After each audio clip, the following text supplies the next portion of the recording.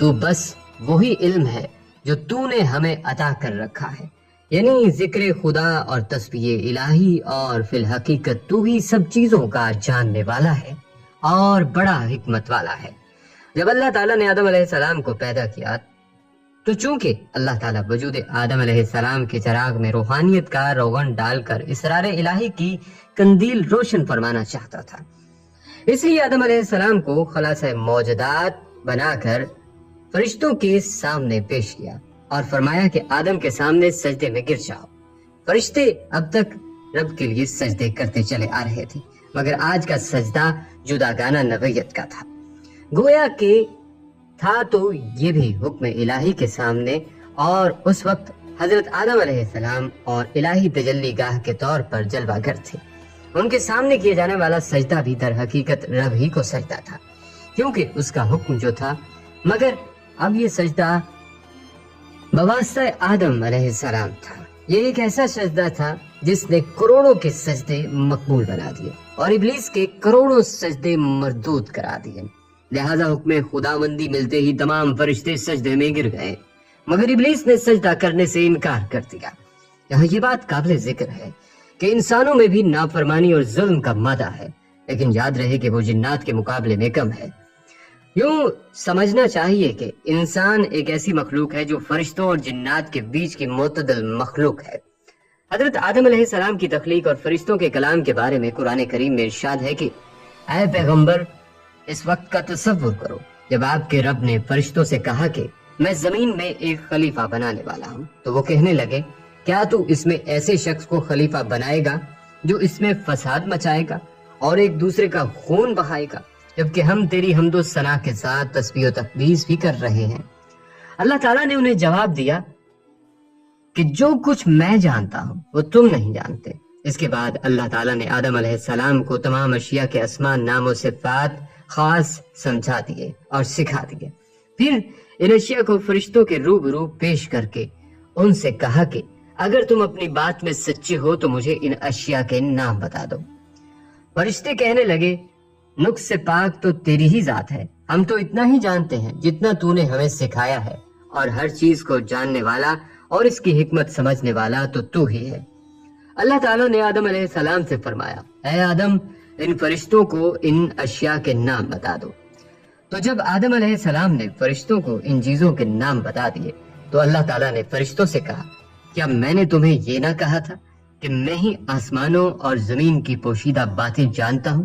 اور ان باتوں کو بھی جانتا ہوں جو تم ظاہر کرتے ہو اور ان کو بھی جو تم چھپاتے ہو۔ اور وہ وقت بھی یاد کرو جب ہم نے فرشتوں سے کہا کہ آدم کو سجدہ کرو تو سوائے ابلیس کے سب فرشتوں نے اسے سجدہ کیا۔ ابلیس نے اس حکم الہی کو تسلیم نہ کیا اور گھمنڈ میں آ گیا اور کافروں میں شامل ہو گیا۔ پھر ہم نے آدم سے کہا کہ تم اور تمہاری بیوی دونوں جنت میں آباد ہو جاؤ اور جہاں سے چاہو اس کے پھل جی بھر کے کھاؤ، البتہ اس درخت کے پاس نہ پھٹکنا ورنہ تم دونوں ظالموں میں شمار ہو گئے۔ آخرکار شیطان اس درخت کی ترغیب دے کر آدم و حوا دونوں کو ورگلا دیا، اور جس حالت میں وہ تھے انہیں وہاں سے نکلوا کر ہی دم لیا۔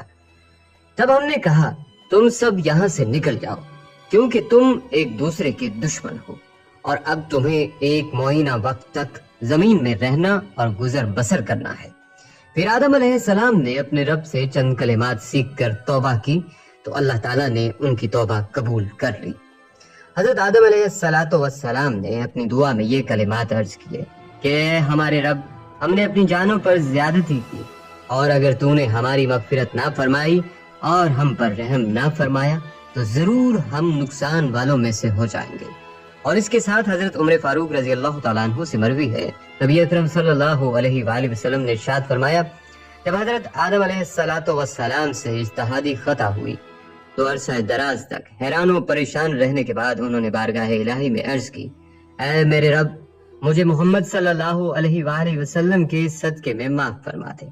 اللہ تعالیٰ نے فرمایا اے آدم، تم نے محمد صلی اللہ علیہ وآلہ وسلم کو کیسے پہچانا، حالانکہ ابھی تو میں نے اسے پیدا بھی نہیں کیا۔ حضرت آدم علیہ السلام نے عرض کی اے اللہ پاک، جب تو نے مجھے پیدا کر کے میرے اندر روح ڈالی اور میں نے اپنے سر کو اٹھایا تو میں نے عرش کے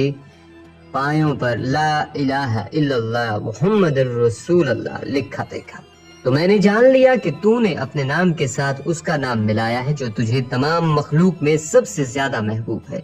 اللہ تعالیٰ نے فرمایا، اے آدم تو نے سچ کہا، بے شک وہ تمام مخلوق میں میری بارگاہ میں سب سے زیادہ محبوب ہے۔ تم اس کے وسیلے سے مجھ سے دعا کرو، میں تمہیں معاف کر دوں گا، اور اگر محمد صلی اللہ علیہ وآلہ وسلم نہ ہوتے تو میں تمہیں پیدا نہ کرتا۔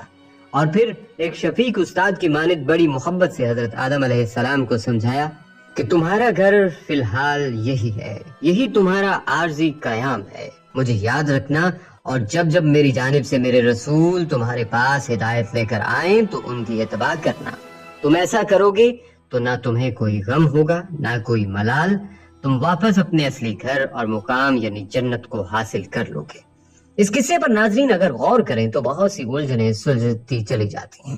یہ حضرت انسان جو اس بات پر قادر ہے کہ اللہ تعالیٰ کی زمین پر کشت و خون کا بازار گرم کر دے، بھوک اور بیماری کے سودے کرے، حیوانیت پر آئے تو اس حد تک کہ اپنی بیٹی کو بازار میں بیچ آئے، اس انسان سے دنیا میں خلافت کا کام کس طرح لیا جائے گا؟ اپنے ارد گرد نظر ڈالیں تو فرشتوں کی جھجک بلا وجہ معلوم نہیں ہوتی، مگر اللہ کی حکمت دو چیزوں سے عیا ہوتی ہے۔ پہلی حکمت اس سجدے میں پوشیدہ ہے جو فرشتوں سے کروایا گیا۔ ایک طرف تو اس خاکی پتلے کے اندر چھپی نورانی روح کی تقدس کی طرف نشاندہی کی جاتی ہے، تو دوسرا یہ بتایا جاتا ہے کہ جہاں اس کے اندر شر کی پیروی کرنے اور فساد کی قوت ہے، وہیں اس انسان میں لامتناہی محبت، رحمت اور ایثار کا جذبہ بھی موجود ہے۔ فرشتے اور ان سے جڑی ہدایت اور پاک عمال کرنے کی قوتیں، اور اسی طرح ابلیس سے جڑی شیطانی عمال کرنے کی قوتیں دونوں انسان کے تابع کر دی گئی ہیں، اور اسے یہ بتا دیا گیا ہے کہ یہ دو راستے ہیں اور تم بیچ میں کھڑے ہو، اب ان دونوں میں سے جو راستہ چاہو اپنا لو، تمہارے اعمال تمہارا فیصلہ کریں گے۔ ابلیس کے راستے پر چلے تو ملعون ہو جاؤ گے، اور میرے راستے پر چلے تو پھر اس سجدے کا حق ادا کر کے اشرف المخلوقات بن پاؤ گے۔ اور پھر اس بنی نوع انسان کو نام دینے کی طاقت دی گئی، یعنی علم عطا ہوا، وہ بھی ایک ایسا علم جو انسان کو باقی تمام مخلوقات سے ممتاز کرتا ہے، جس کے ذریعے انسان اپنی تحقیق،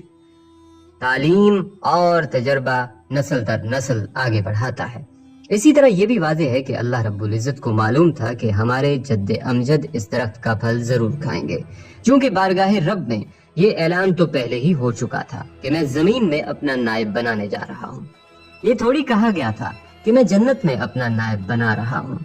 اب سوال یہ اٹھتا ہے کہ پھر درخت سے کیوں روکا اور صرف ایک پھل کھانے سے جنت سے کیوں نکال دیا؟ یہ دراصل انسان کی تخلیق اور تکمیل کا آخری مرحلہ تھا۔ یہ وہ پہلا از خود فیصلہ تھا جو انسان نے کیا۔ یہ اس بات کی نشاندہی تھی کہ اب یہ خاکی مخلوق تیار ہے کہ اپنے امتحان گاہ میں بھیج دی جائے، اور ایک مقررہ وقت تک اپنے علم الاسما کو استعمال کرتے ہوئے اپنا ذہنی، علمی اور عمرانی ارتقاء کرے، اور ساتھ ساتھ علم وحی کی متلاشی رہے۔ اور جب بھی رسول صلی اللہ علیہ وآلہ وسلم بارگاہ ربانی سے ہدایت لے کر آئیں، یہ انسان ان کی تصدیق کر کے اپنے لیے نجات کی راہ ہموار کرے۔